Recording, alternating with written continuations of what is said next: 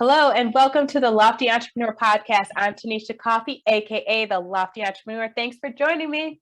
As always, we are providing the best tips, tools, advice, and inspiration for aspiring and new entrepreneurs out there. So if you haven't already done so, click now to subscribe so you don't miss a thing.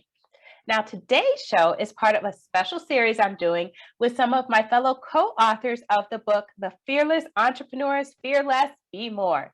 Now, today I'm chatting with Marilen Crump, founder of ArtInspired, creator of the 1K in a Day program, and president of the phenomenal Female Business Network. Thanks for joining me today, Marilen. How are you? Oh my goodness, I'm so excited. I'm always great, especially when I'm amongst my peers. So This is going to be a super fun time. Oh my gosh.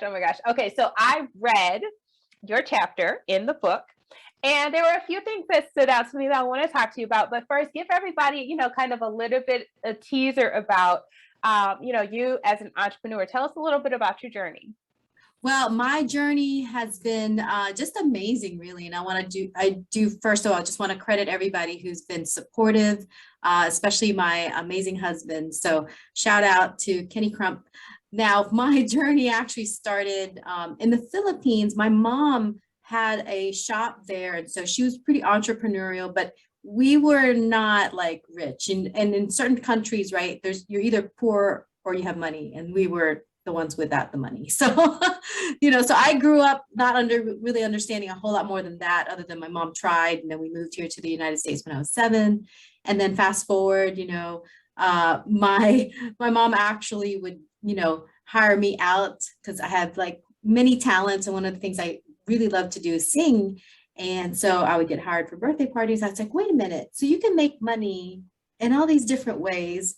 What's that? And so I was just curious. And so I was asking people to take piano lessons with me and getting paid for that. And then photography, web design, I started getting into HTML.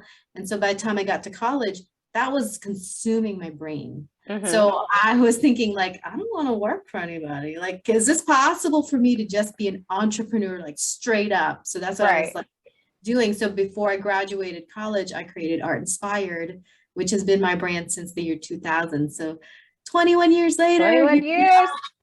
So yeah, and I'm just so happy about it. And some people might want to know, what does ArtInspired do? Most of it is me sharing my creative talents in a lot of the digital, especially nowadays, online stuff, since I did start with HTML coding. But I love supporting other creatives and dreamers, created a bunch of programs. One of the things you mentioned was 1K in a Day. So a lot of that is helping entrepreneurs really live that life. And since that's all I've known, that's me pouring it back, right? Mm-hmm. Just helping as many people as I can. Now, if I recall correctly, you talked about something that really kind of hit home for me, which was about fear of what the kind of family, friends think about when you're trying to do this whole quote unquote entrepreneur thing, Tell me about that. Did you face any sort of kind of resistance or pushback? Because you said your mom was an entrepreneur, but I know that parents don't always. Remember, she tried. She tried. Yeah. And we were in a poor country, right? And then we moved here. It was we leave that behind.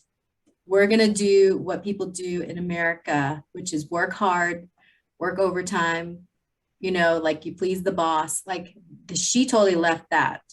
Okay. So when I wanted to start doing, and she was getting me into things without realizing that she was feeding that back into my head. Right. But then, oh gosh, you're doing things that's going to probably fail because I failed. Right. Mm-hmm. And so then it was not encouraged. It was go to college, get this job, why don't you work for someone long-term, which is what they've done. My mom literally just retired Monday of this week. Wow. Oh, wow. She's had her long-term job, government contractor, all that good stuff too. And so I'm the anomaly. So you can't support an anomaly, right? They love you, people love you, but they're not going to say the most encouraging things to you. And I hear it all the time. People go, my husband doesn't support me, my family doesn't support me, people don't understand that I'm trying to juggle kids and my dreams at the same time. So I hear it and I go, yes, I've heard all of that. And it really makes you feel like that you're not doing something right. And then you become fearful of like, well, what if I do fail? Like, are they right? Am I going to fail? I told you so. I told you you should have been doing such and such. That's why you should have listened. That's why that voice. Oh my goodness. And even before you begin, right? You're already kind of hearing it. You haven't even put one foot in front. And you're already kind of like, it's echoing in your head. Right. But then when you do put the foot in front, then they're going to even get louder. Wait, did you not hear my echo in your head? I'm going to say it to you all, out loud right now. Absolutely. Absolutely. So, okay, I have two questions for you. So the first question is, so what was it in you that helped you to kind of push past those? Because you saw your mother struggling when you were young, and then, you get to the point when you're older and she's saying, no, don't do what I did. So how do you get the courage to do it, especially at that young age? Because that you're in college. Literally, most people are in college to go work for somebody else, and you're doing something else. Nope. Yeah.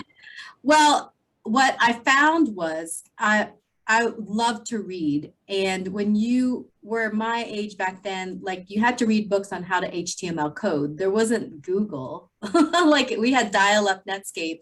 And there was a web crawler. That's how you could search things.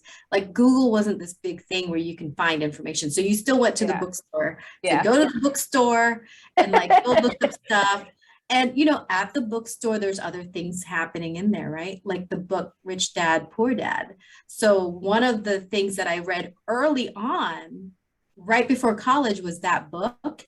And it was like really fascinating because, wait a minute, what are they talking about? Like, you can be self-employed, or you could have a business, or you could sell intellectual property. Because what I was building with the codes was intellectual property. This was before a lot of people had websites. Right. Because this is Netscape, like literally 2000. There wasn't a lot of that back in 2000. Correct. So I was on the verge of innovation and I knew it. And I knew that this world was changing and something was different. So you can't stop innovation. It's almost like now you try to tell your kids something, they're like, I'm gonna Google that. Mom, fact check my own parent. Like they do that. The Google Home. Hey Google, is it really? That's right. They're like, I'm not listening to you, Mom. I'm gonna. Alexa, that's my Google. Alexa, is my mom right? If someone slapped me on the back, my eye is gonna stay crossed forever. If I roll my eyes, Right. So it's almost like the world was already calling to me, and I'm sure you probably felt the same way. Like we're in that generation, right? Like we're bridging from the old school to the new school, and just certain things you can't stop. But you were asking, like, how did I stop listening to all that stuff? Other than, because yes, I'm feeling that, but other people aren't. I think when you're in a creative brain, one of the things you learn to do is shut people out, right? When you're in that flow zone. So some of you feel that when you're doing your thing, if it's graphic design, whether you're coaching someone, you get into that flow and you're like, I need to stay in this flow, whatever it takes. And so if you really cherish what you do, if you really love what you do, I feel like you can overcome so many other fears and adversity, because that's just going to keep energizing you. You're going to feel emotional. There's many years that I've cried about like, no one loves me because they tell me shit. But then deep inside, I was like, I love this stuff.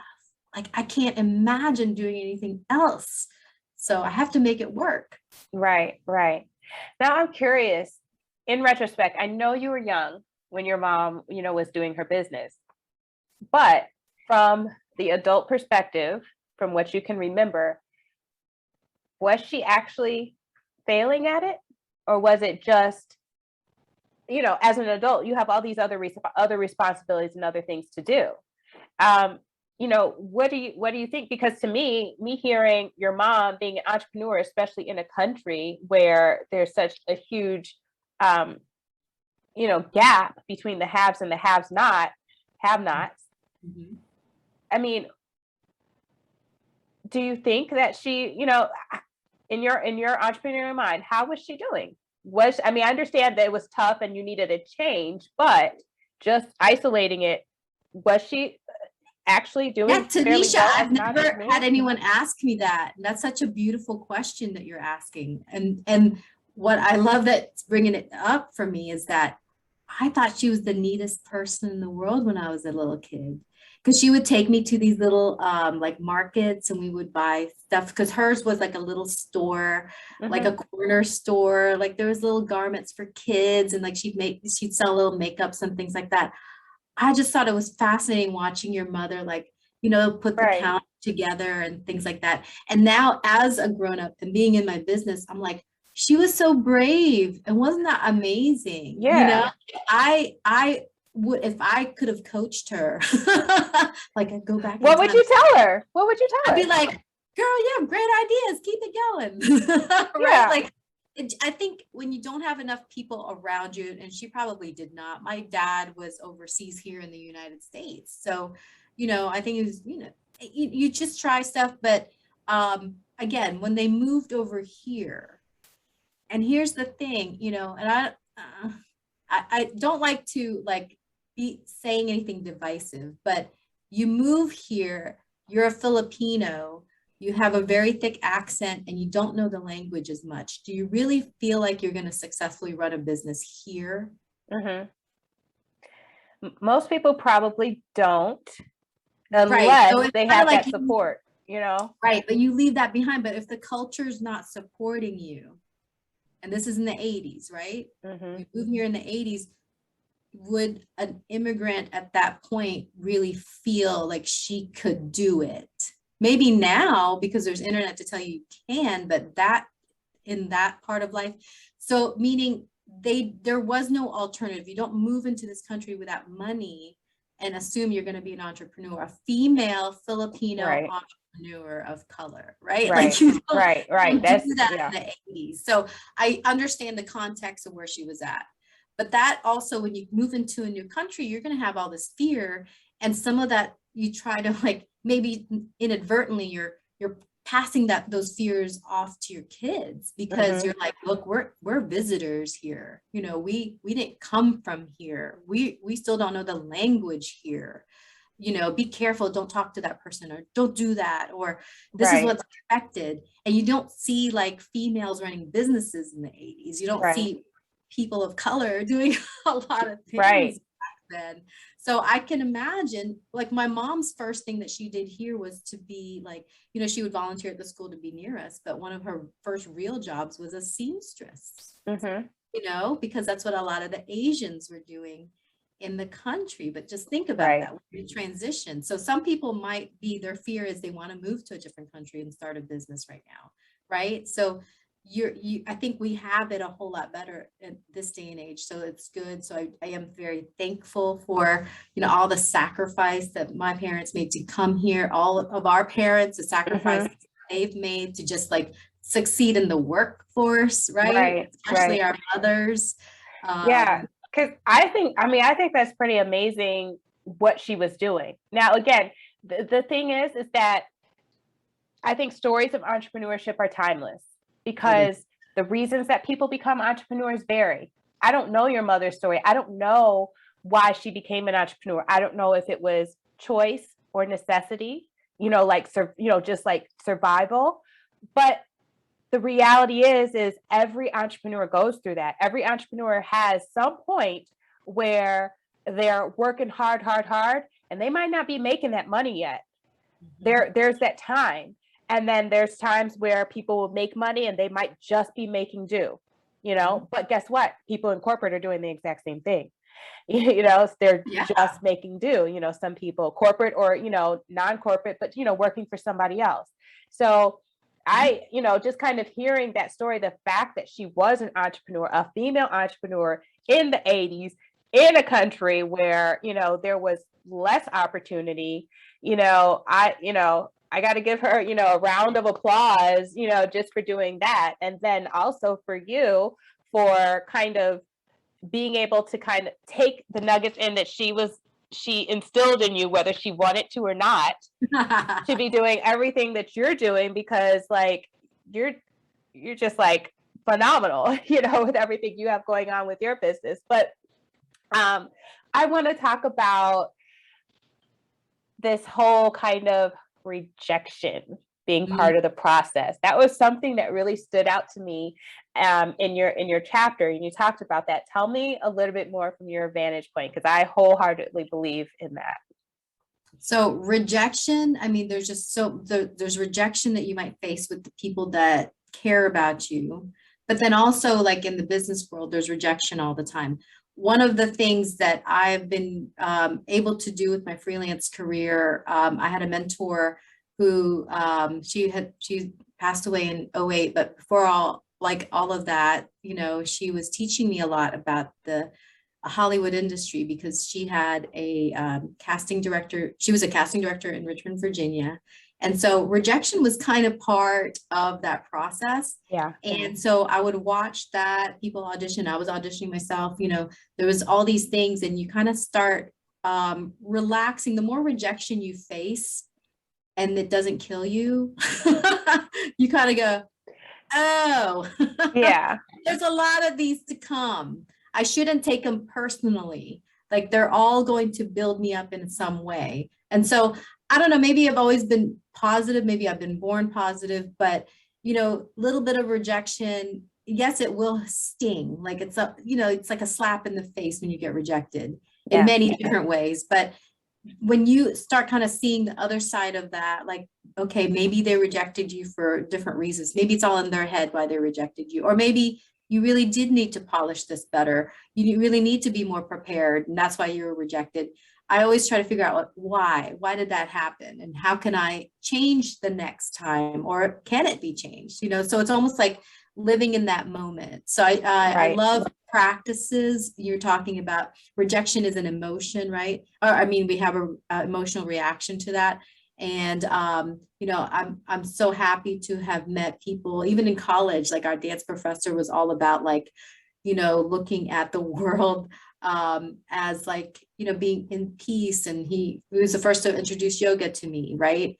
And so you collect all those things and say, people have wisdom to share, and the wisdom that they're sharing can help me in these emotional factors, whether it's rejection, whether it's just getting too excited and then you mess up, there's ways to kind of get into a practice where you're centering your focus, you're realizing what's really important and where you need to move on from there. And that's big for any entrepreneur. You've got to have some kind of mental practice, physical practice, emotional practice, because you are everything, in your world, you're a CEO, you're a VP, you're everything, and you got to treat yourself right.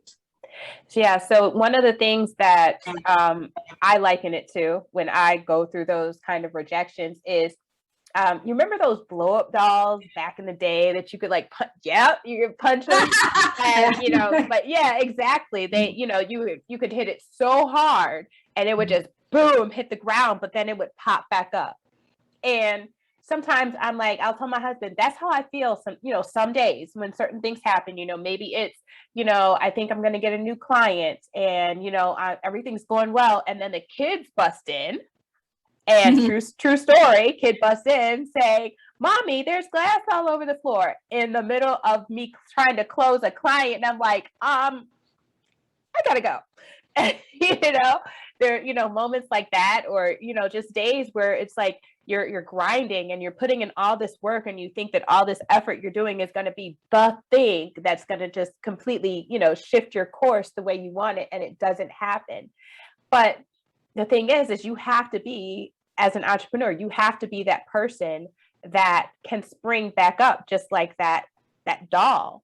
Does it take time to become that for some people? Absolutely. I'm one of those people. Like I am not, that people will look at me and think I have this super tough, kind of exterior, and I can in certain things and when I have to, but when it's stuff that's close to you, like your job, your business, it gets hard sometimes.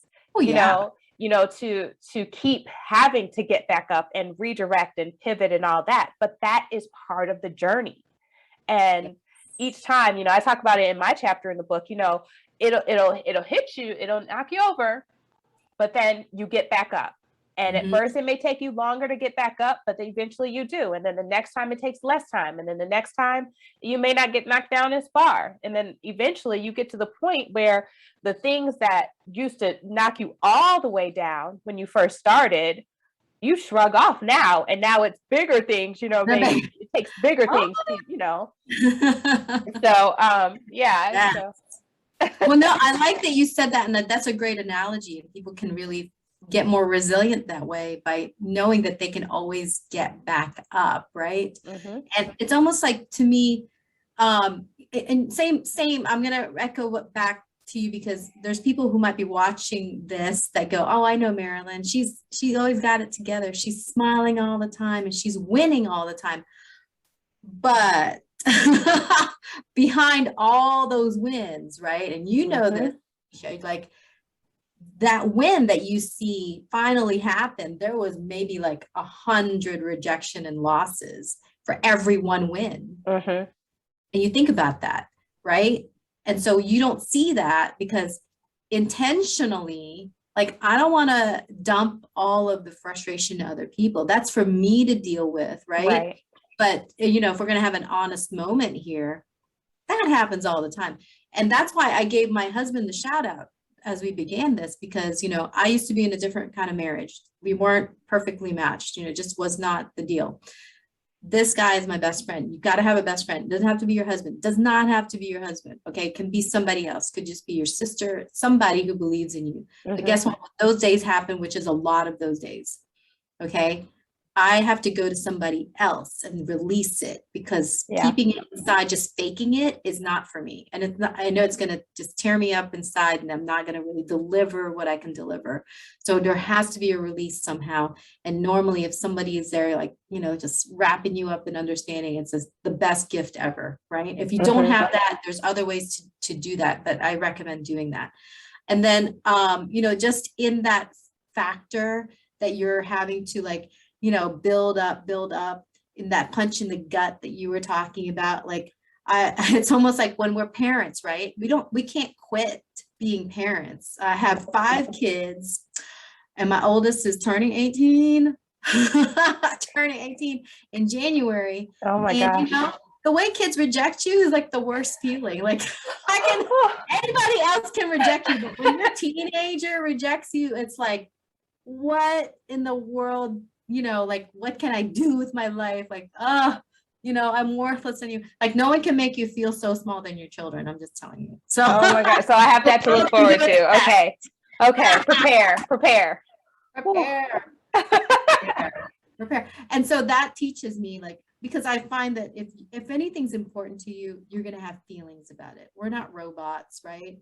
And to me, the fact that I care about a project, if it didn't go well, that I feel hurt, it shows me that, oh, you really did care about that. You really do want to keep going with that. If you never felt any hurt with a failure, then maybe you didn't want it anyway.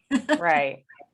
Oh, that's powerful, because I think a lot of times, especially mompreneurs or aspiring mompreneurs, we have guilt about all the things that we're doing, the time that we're putting into the work, or we think, or for those who are not entrepreneurs yet, they think they can't do it because of all their other responsibilities. And that guilt is kind of, that's like along that same path. Like, if you didn't care, the fact that you do care, the fact that you are thinking about, oh my gosh, I spent 4 hours today working on such and such, and my kid was watching the TV the whole time. The fact that you feel guilty about it means that you care, which means that you are, in my opinion, please don't write me, please don't be mean to me, people. Like, in my opinion, that means that, like, you're thinking about it on a different level. You're not just okay. You would like to be doing something else with your child at that time that may be different. Maybe it's watching the show with them, or maybe it's doing something, completely different. But the point is you care. So that kind of, that's important to kind of give yourself grace in those scenarios. And the same thing that you're talking about, like, if you're trying to do something and you and you really don't care about it, then you probably really didn't want that thing. And then on the flip side, for the things that you do, I talk about it all the time because it's something I struggle with, the day in, the day out of, deciding like, okay, should I continue with this? Because you always think the grass is greener on the other side. You're like, oh, like you said, there's people talking, oh, go get the real job, go do this. And some days when your mind is not as strong, you're like, yeah, maybe I should, because this is hard. And my kid said this, like you said, that rejection and all these things come pouring in. But then the thing is that you wouldn't be in such angst over it if you didn't care. So like if entrepreneurship wasn't for you, if there wasn't still something in you that said, I can do this, or this is the right path for me, then you wouldn't care. And it would be a really easy decision to be like, okay, I'm done data, and to move on to something else.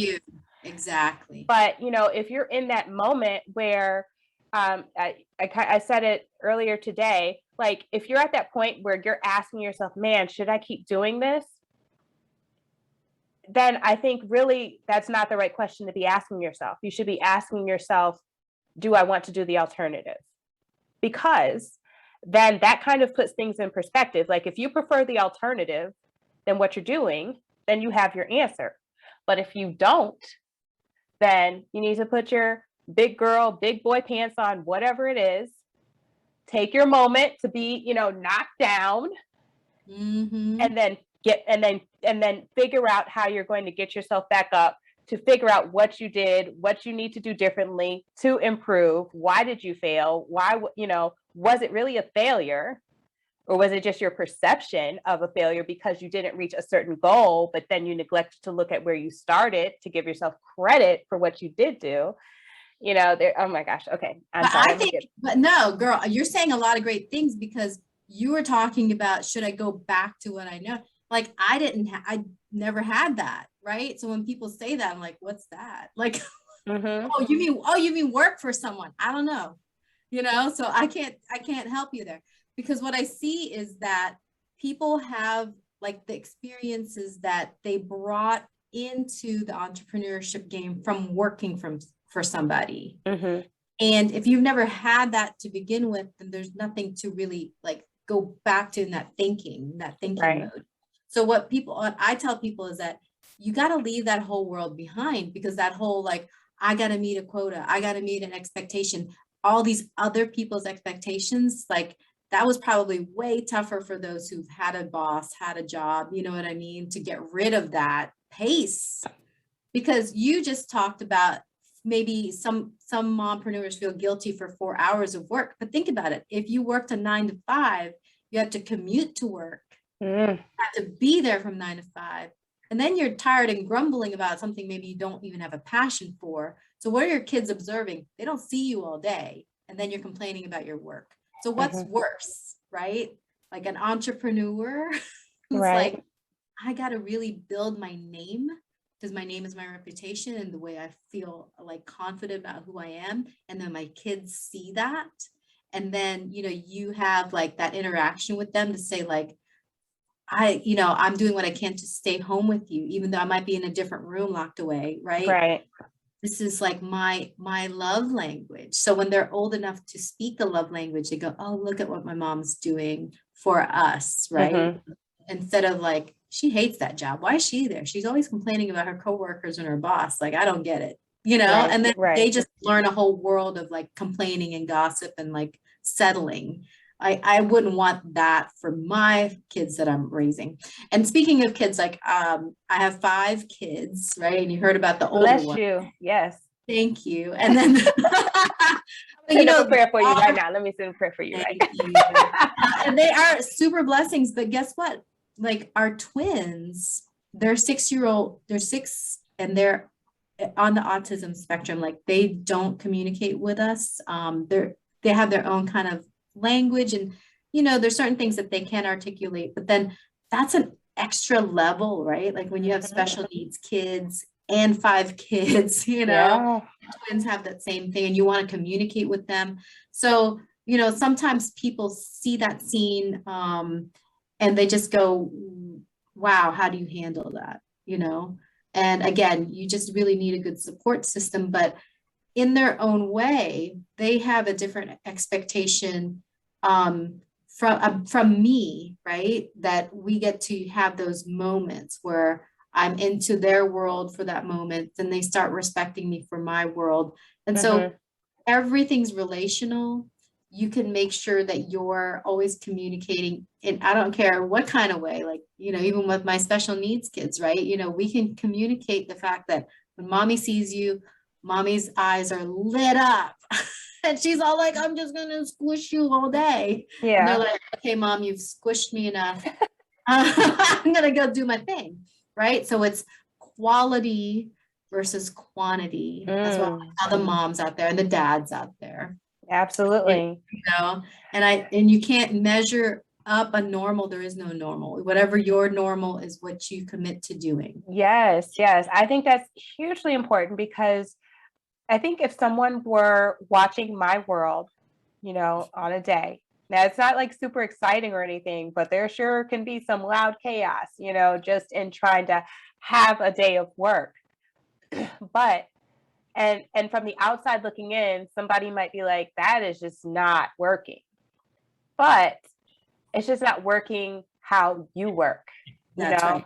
like outside, you know, outside of the home, even those who are entrepreneurs and work outside of the home, the environment is different. You can just focus and just do that thing for that time.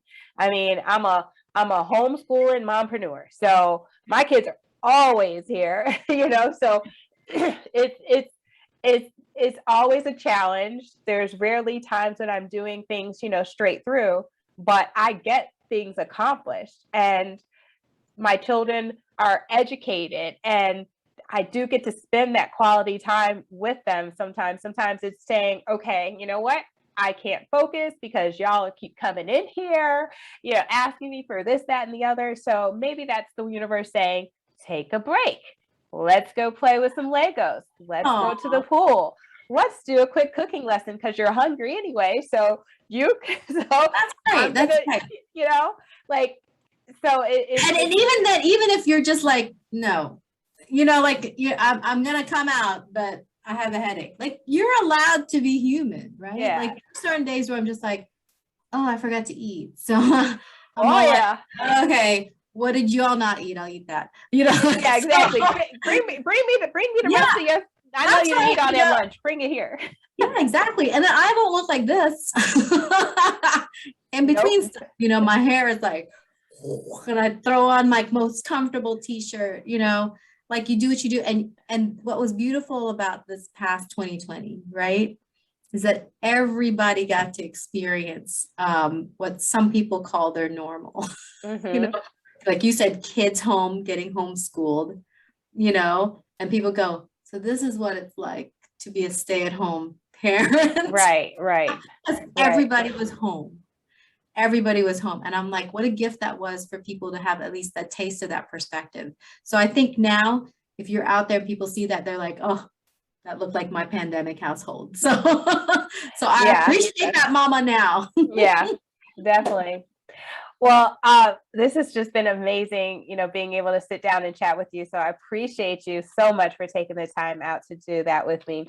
I know that you also have a podcast. So do you want to go ahead and tell everybody a little bit about your podcast and how they can listen in? Sure. So if you ask Siri, I want to hear the Dream Success Strategy. It'll pull up that way. If you go to iHeartRadio, it'll pull up that way. So Dream Success Strategy, and I break down dream, DREAM, as it's a way for you to achieve all your goals, right? So there's your direction, then you got to relinquish, like once you pick that direction, you got to relinquish things. So you can't have heavy baggage going into efficiency. And if you look at books like Think and Grow Rich, the middle chapter there, the thickest chapter in the book is organized planning. So that's got to tell you something right there. So efficiency is really modeled after that.